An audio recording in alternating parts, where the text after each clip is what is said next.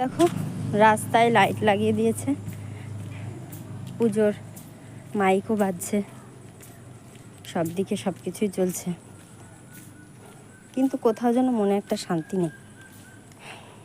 বয়সের গণ্ডি এক এক করে যত পেরোচ্ছি মনে হচ্ছে যেন শান্তিটা কোথার থেকে চলে যাচ্ছে। শৈশবটাকেই মনে হয় বেশি উপভোগ করতাম, ভালো লাগতো।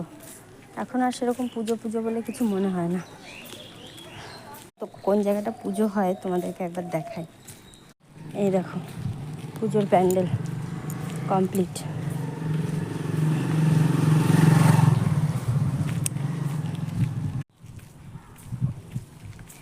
এখানে ঠাকুর থাকে।